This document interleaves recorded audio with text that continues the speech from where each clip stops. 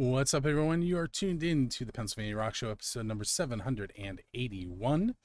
At the top of the show, we heard The Fall of Me off their newest album. The track is Hourglass. We also heard a brand new single from Parabellum, Bread and Circuses. If you were paying attention to my social media earlier today, there is a new episode, although now it's old because this one started, 780, which was featuring bands from this weekend's Rock for Life show and next weekend's Rock for Life show. There's some interviews in there that you'll want to check out. But this is episode 781. We are featuring 9Sundays. And let me make sure I get everybody on the screen. There we go. What's up, gentlemen? Hey. How you doing? So, well, you guys just had a CD release party like 2 days ago? Thursday? Okay, 4 days ago. Mm-hmm. Yeah. Did I do that math right? Sunday? Yeah, 4. Yeah, weekends don't count. I'm counting on my fingers. Everybody's looking at the ceiling. So the new album, Scream. Let's dive into that a little bit. Did you go to a studio to record it? Did you home record? How did you go about that? Go ahead, Kevin. We went to Firecase Studios in Baldwin, which sadly has recently closed. I think we were like the last project that he did there. We did a majority of it there. Some of the tracks were done kind of remotely and kind of sent to him to mix and all that kind of stuff. But the bulk of it was done there. Before I go any further, obviously Kevin answered when he was directed. Why don't the rest of you introduce yourselves and tell us what you do in the band? I'll go. I'm Rob. I'm one of the guitar players, and I used to do backup vocals, but I kind of retired that for some reason. Yeah, I'm Dave. I play drums. I do backup vocals. I just told Kevin, I said, yeah, Kevin, why don't you go? He's a lead singer. I figured instead of us all talking over each other, we'll have one person speak. So yeah, he'd do it anyway. But we can have him direct questions. When I ask them, he can like Brady Bunch and point to who he wants to answer. Got a lot of David Lee Roth in him. Feel them. Yep. Yeah, I'm John. I'm the other guitar player with Rob, and I sometimes do backup vocals also. He's the old veteran. And your missing bass player is Justin. All right, so how many tracks are on the new album? 11. I was hoping I wasn't going to have to fill that in. no. Yeah, we have 11 tracks. We have one cover. We try to make it a habit of putting a cover. So we have 10 originals and the last one's a cover. And who did you cover?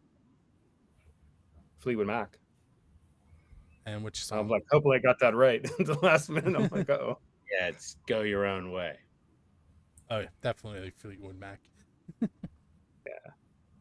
Before I forget, this is going to sound really weird, but hello, Mr. Quackers528 and John and Lima Chica in the chat room.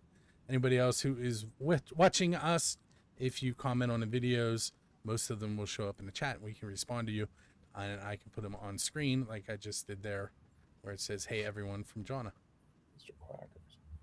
Gotta say hi to him. Hello, Mr. Quackers. Right?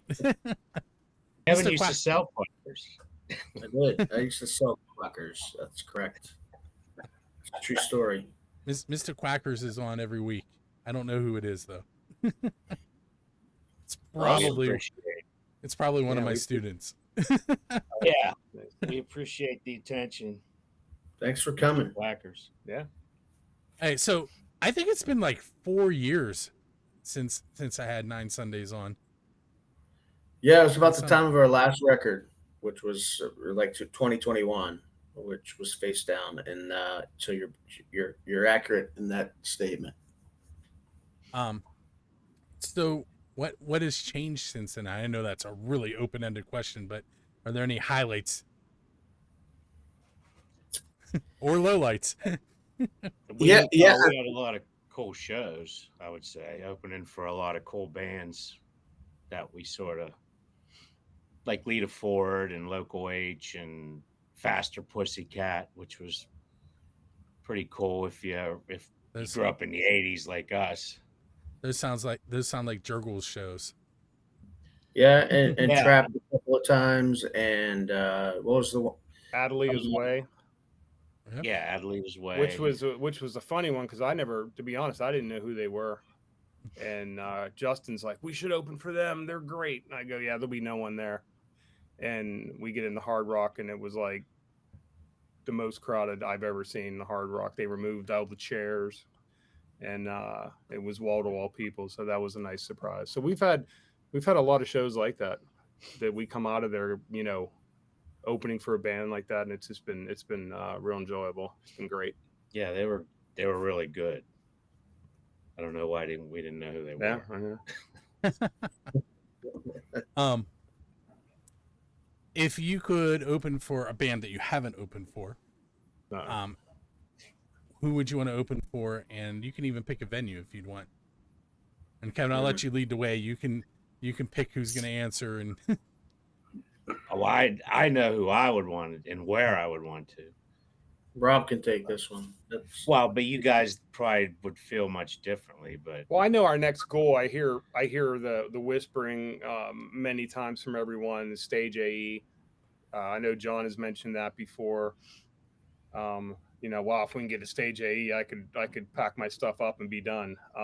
So that's our next goal. And but yeah, you want to play the main stage at stage AE, right? Yeah. Yep. That's where I would want to play, but I would want to open for Queens of the Stone Age. That's who I would want to open. But that would never happen. Or Jack White. Yeah. I'm in. Or Megadeth. So do you guys want to each answer the questions, or do you want to do one person as how do you want to handle that? I probably should have asked that earlier. Yeah, I mean, there's no way I won't talk. So yeah, that's a tough question. I missed the last interview, so I got to make up a lot of time here. I'm satisfied with that. You're good with that answer? Okay. For 4 years, I've been saying, why wasn't I on that interview? I had a bass player from a band corner me the other day, and he's like, listen, we've been on your show a bunch of times, and every time we're on it, the rest of my band gets to talk, and I don't. Can I do the show without them? I scheduled that today. Well, nice. Can we hit the button where that little hand pops up? Yeah. I don't think this software has that.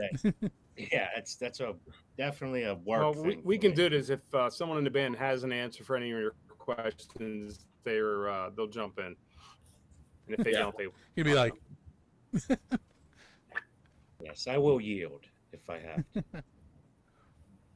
We can do like in my classroom when I'm really annoyed, and I tell them, if you know the answer, put your hand on your head. I mean, I guess PPG Arena would always be I think the ultimate, or like Star Lake or something like that. But I always kind of look one step at a time. I look for the next level. Yeah, I'm into the theaters now. Yeah, like the Masonic Temple in Detroit or something. Like legendary, awesome sound. See, when I think Detroit, I think Cobo Hall. Oh yeah, yeah, exactly. Well, in Pittsburgh, I wouldn't mind, the Roxy. No, the Roxy would be stuff very like cool. that. Yeah. So every time I go to a show, I sit there and go, "Oh, I'd love to play here." So that's how I judge it now. Well, you guys played at Mr. Smalls right before me and Kevin were in the band. Yeah, a long time ago. John and that's I did. A cool place. There are so many stages there now.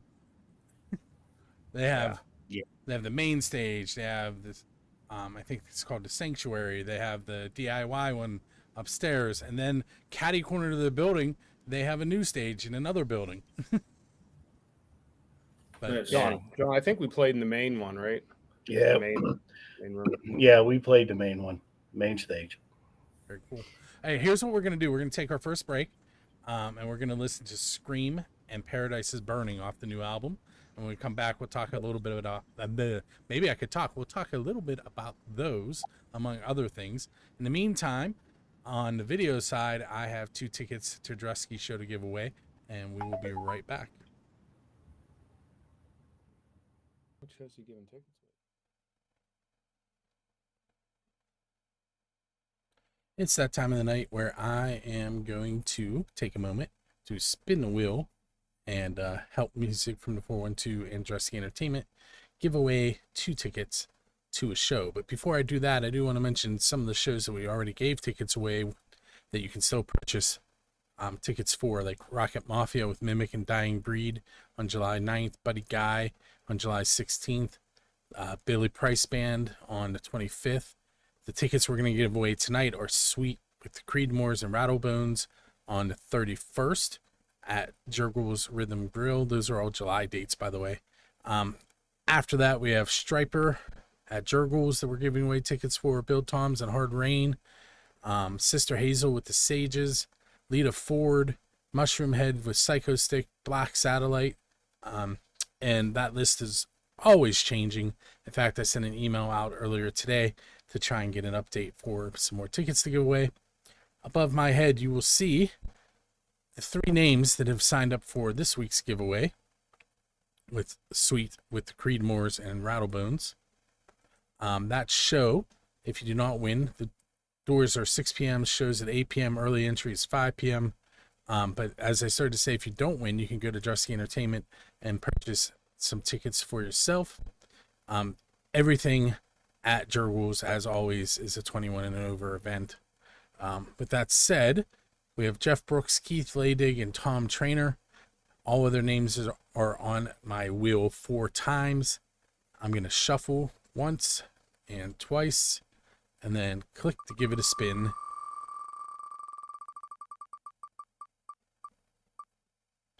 And our winner is going to be Jeff Brooks.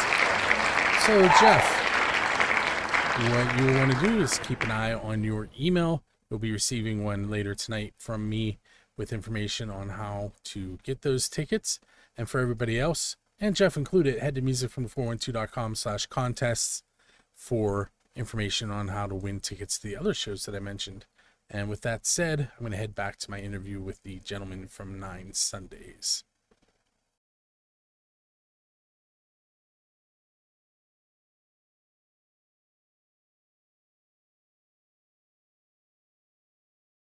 You're listening to the Pennsylvania Rock Show on the 412.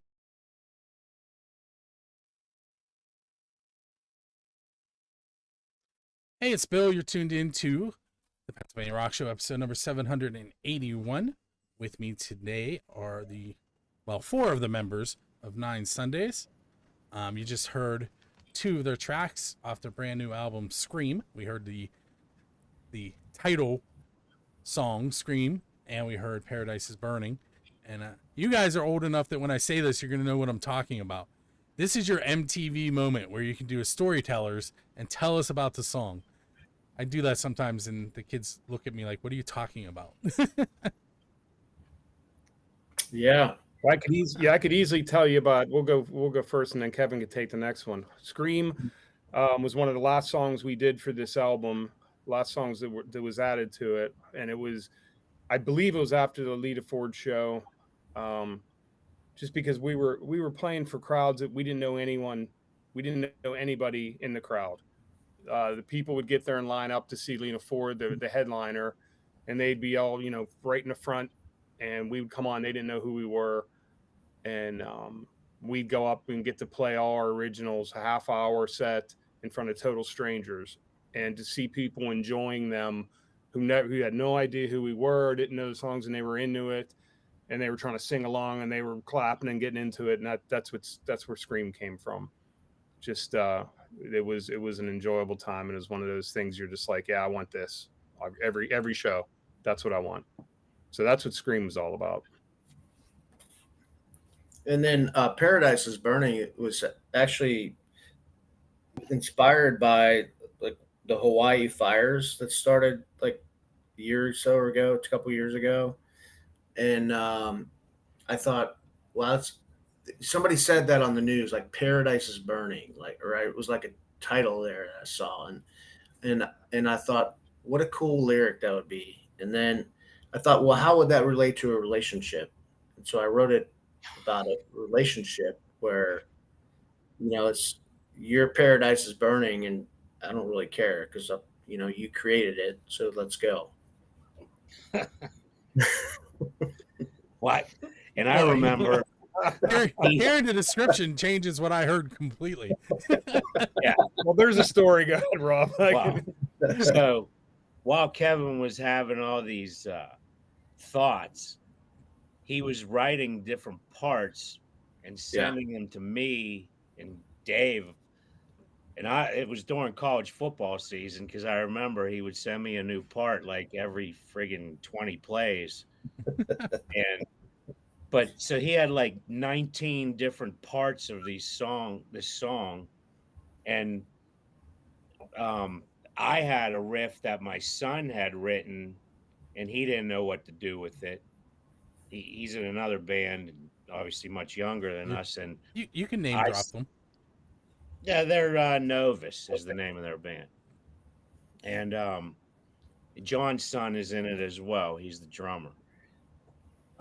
They actually opened for us. Yeah, they opened for us at the party, at the release party the other night. And so I said to him, like, do you care if I send this to Kevin? Because me and Kevin were talking about, I want like one other riff or something. Yeah. I sent it to him, and he used, part of it, not like all of it, but the context of it. But it was a mishmash of parts. And then Dave and Kevin pretty much formed it one Saturday and no one bothered me during the football game.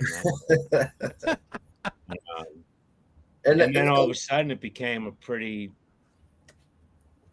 hard, cool song. And that's how like a lot of the songs that I write come together. It's like I get a bunch of parts, I don't know what to do with them, and then I like, Dave, help me out here. And then he just my first thought is, I read the lyrics, I go, first of all, are you okay? And then and then I go, what is this part? What is this, a what? What is this, a verse?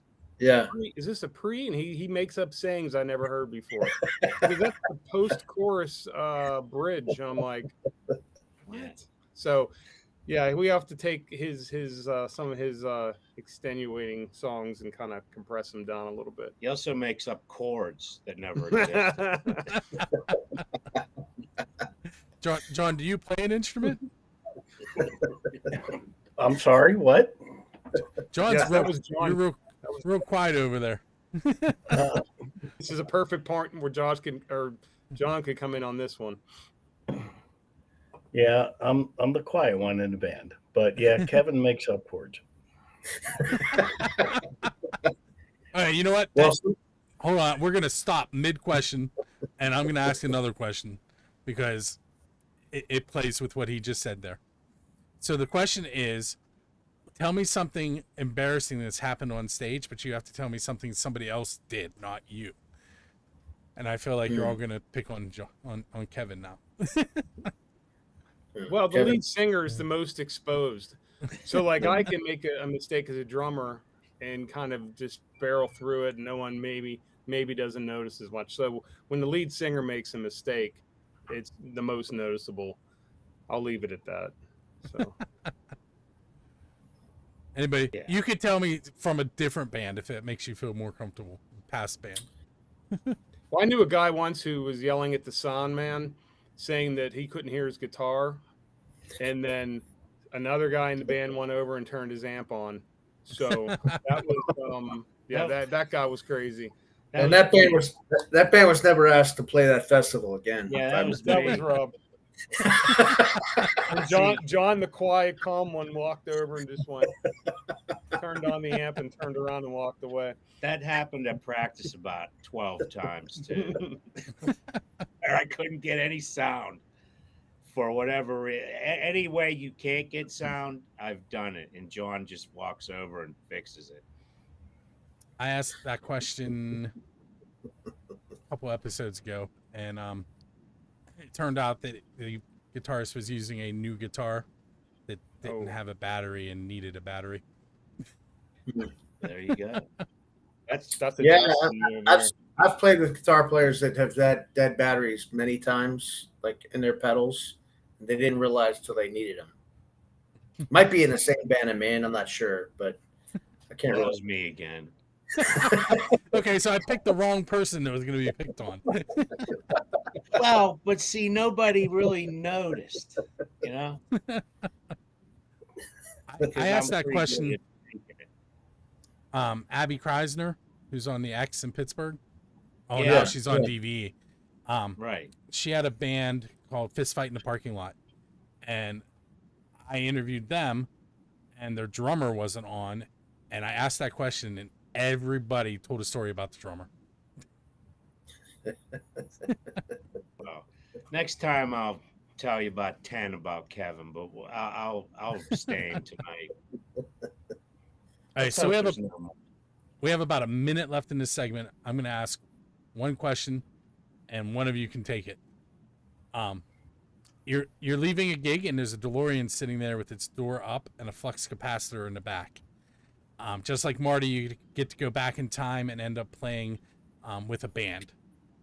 What band are you going to go back to play with? And if you do it quick, you can all answer. Dude, it would have been Metallica because I was playing bass at that time, and Cliff Burton had just died, and they were having auditions, so I would have auditioned for Metallica. I would have taken the third guitar spot in Iron Maiden in a heartbeat. I would have went back to California in like 70 and played with Black Sabbath at that giant festival. I don't have anything that exciting. I thought we were saying which period we want to go back to see what we were playing. Oh, you wouldn't want to play with Rush? I mean, you could stick with the movie theme and play with Chuck Berry's cousin Marvin. Yes, that'd be it. Okay. It would also be cool to play with Alice in Chains. Oh, definitely. That's another guy you'd have to question his lyrics every time he was writing a song. Or, yeah, well, even Mad Season, right? So, yep. Hey, so we're going to take our second break. On the video side, you're going to see some upcoming show flyers. On the radio side, we're going to hear from Stereo Scandal with their song Book of Magic. And we're going to go outside the Pennsylvania borders to hear from a Get Out of Town band, Kilburn. The song is Bleeding, and they are from Scandinavia. I can't remember which company or country, so that's what we're going with.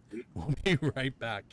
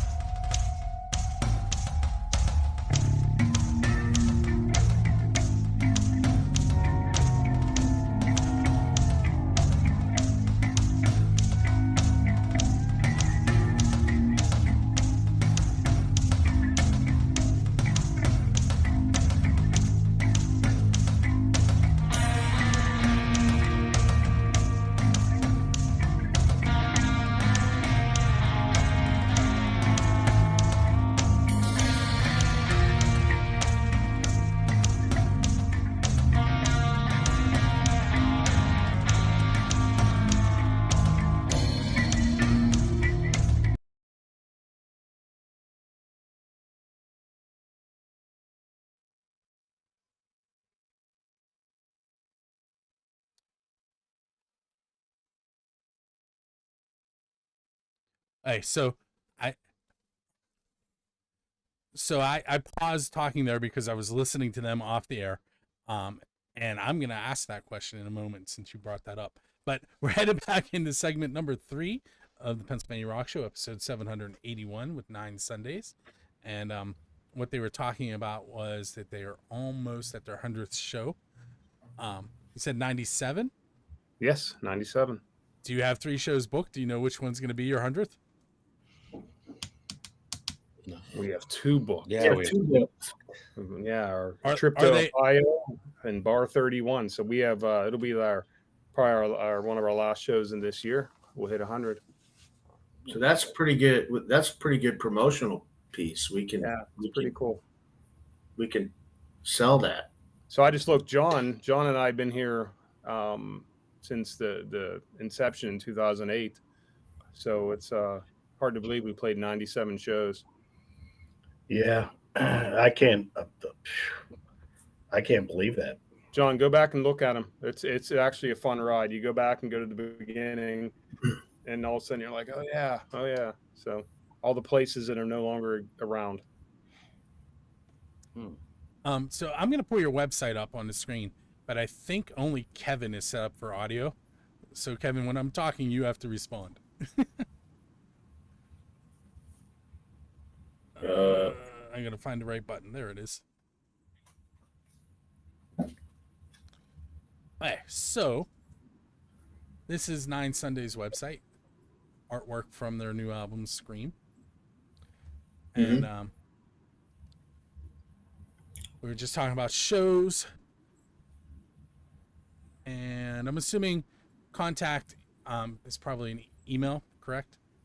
So anybody who wants to book your band should head to 9sundays.com. Correct. Contact. Yep. Yep.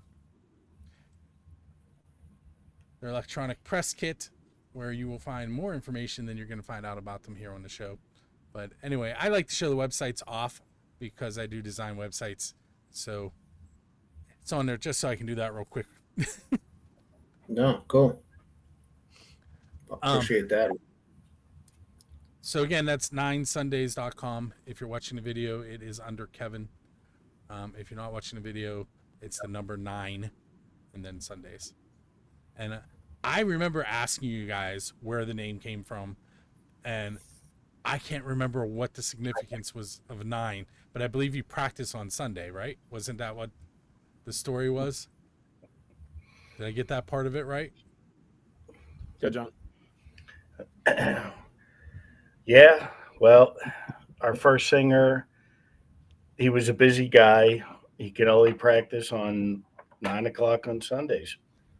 That's what it So- was at the time.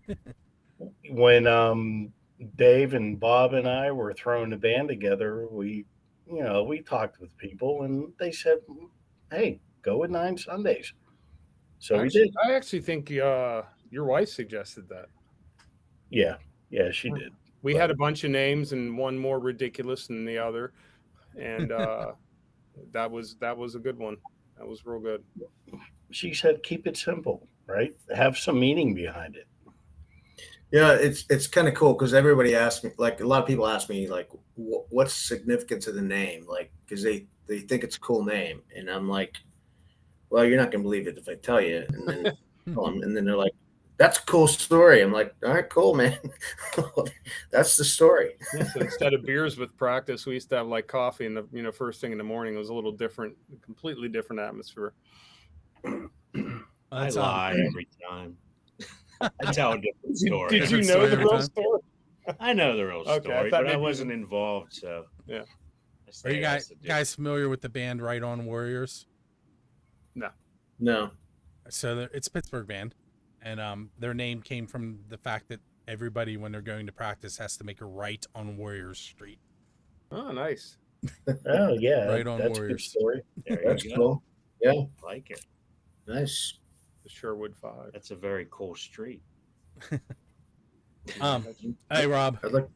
So you said you weren't here the last time we did this, so I know for sure you didn't answer these 2 questions. So I'm going to direct them at you, and if anybody else wants to answer them, they can. But these are the official and unofficial BuildtheScene questions. The official one is, who's your Dave Grohl?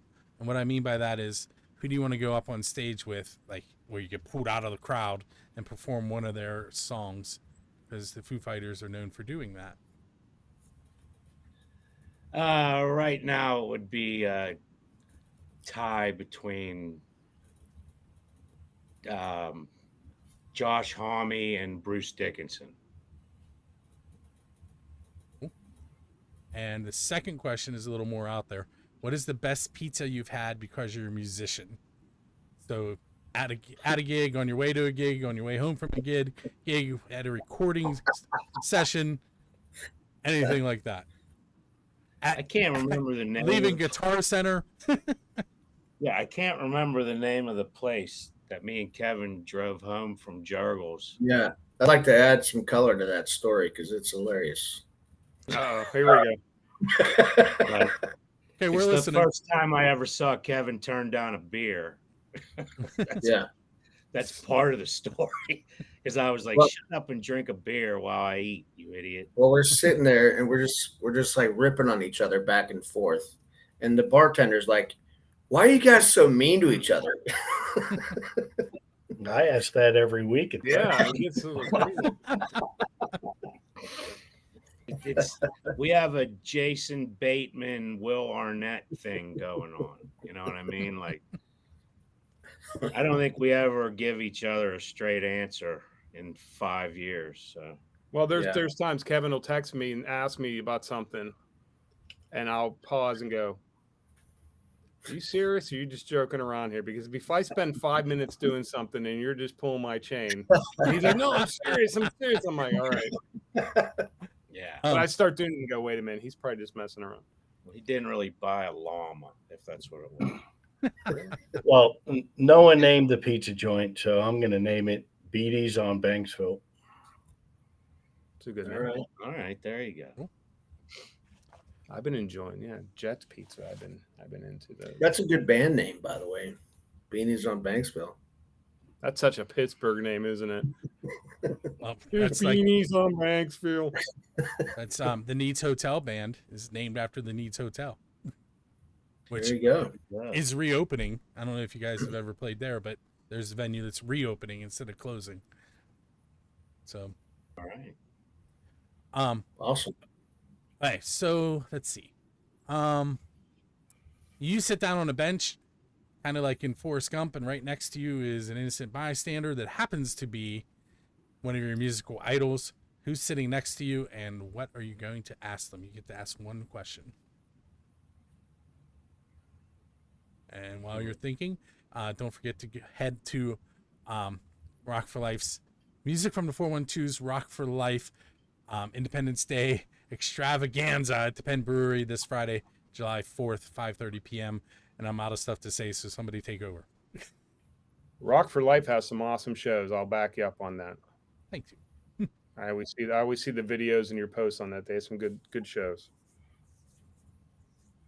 And So- speaking of that, the videos and photos that I took are on my Facebook as of like today. So anyone who wants to go check this out, it's bill.damiano, facebook.com, bill.damiano. Sorry, go ahead. So back to the question. For me, like the reason I picked up a guitar in the first place was Randy Rhoads. And two questions would be: one, how did you do what you did? Second, why did you get on that plane? Not to go dark, but I mean, dude was afraid of flying and got on that plane and ended his life way too soon. But he was just amazing. Like, he was way ahead of his time, and just like, I haven't found a guitar player that I was more impressed with ever since.